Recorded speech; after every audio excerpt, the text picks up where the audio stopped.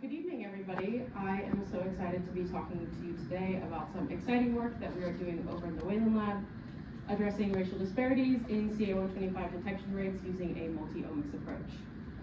So ovarian cancer survival is heavily dependent on the time of diagnosis. So as we can see here on our 5-year relative survival rate, when diagnosed at a localized stage, ovarian cancer has about a 92% survival rate, whereas that plummets down to 32% once it is diagnosed at a distant stage and the cancer has metastasized. Unfortunately, a large majority of these cases are diagnosed after the cancer has metastasized. So this is likely due to the fact that diagnosing ovarian cancer can be a bit tricky, since exploratory surgery is the only way that the diagnosis can be confirmed, and there are currently no screening methods that are available. So if a patient is concerned that they may have ovarian cancer and they are being considered for exploratory surgery, 4 factors are considered. So the first 2 are the CA125-2 ELISA and HE4 ELISA, which are both common ovarian cancer biomarkers, as well as the results of a transvaginal ultrasound and menopausal status. In the Whelan lab, we are concerned about that CA125-2 ELISA, which has a clinical cutoff of 35 units per milliliter to be flagged as a high value. And any false negative that will not allow a patient to be considered for exploratory surgery increases a patient's risk for death. So some previous studies that were done that motivated this current project were 2 large-scale studies that grouped healthy subjects into racial groups, and then took the average CA125 of each group, and it was found that white subjects tended to have higher CA125 levels than non-white patients. Both studies also found that the group with the lowest CA125 value were Black patients. So this is problematic because of that clinical cutoff, that 35 units per milliliter that we discussed, because Black patients will take longer to hit that value, meaning that the disease will have to progress further, and they are likely put at higher risk for death when compared to white patients. So the big important question is, what causes this downward trend? Quickly going over some of the nomenclature here, CA125 is a peptide epitope that is found on a large glycosylated protein named MUC16. So when I talk about detecting MUC16, I will use the term CA125, but when I am talking about the physical protein in solutions like serum, I will use the term MUC16. Another thing of note is that the clinical test is a double determinant sandwich ELISA, meaning that 2 epitopes must be present on MUC16 for successful detection. And any lack of those epitopes will lead to undercounting of MUC16. So we currently have 2 non-mutually exclusive hypotheses as to why Black patients have lower CA125 counts than white patients. And the first is that there is physically less MUC16 present in the serum of Black patients compared to white patients.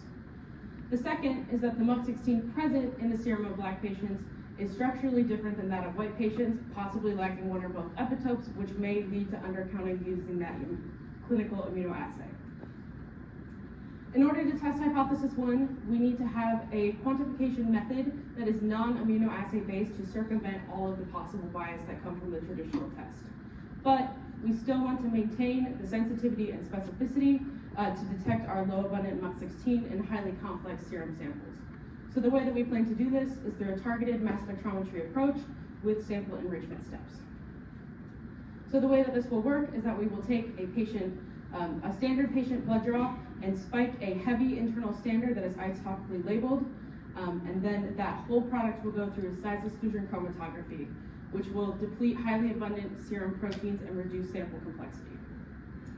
That SEC product will then go through protein digestion using trypsin, and the resulting peptides are now suitable for our parallel reaction monitoring, or PRM assay.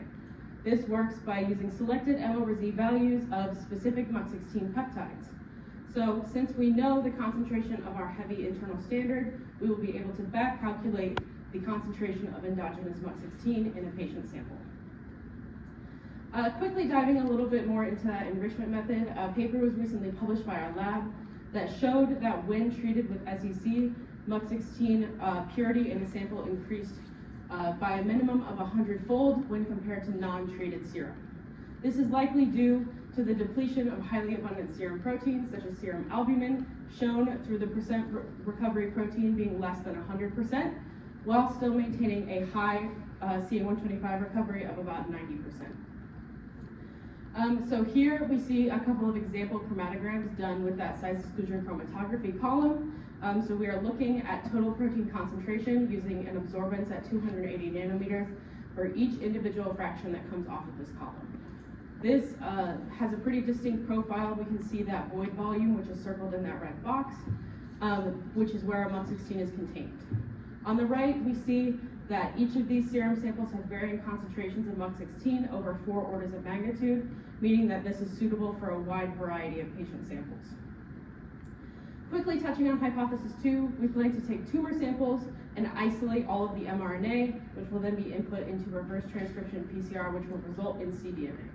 Our hope here is to isolate mature MUC16 mRNA, and then the resulting cDNA will be sequenced with Oxford Nanopore. We plan to do this on a variety of patient samples, which we will then compare the sequences to look for any possible splice differences or lacking epitopes that may cause undercounting in the traditional test.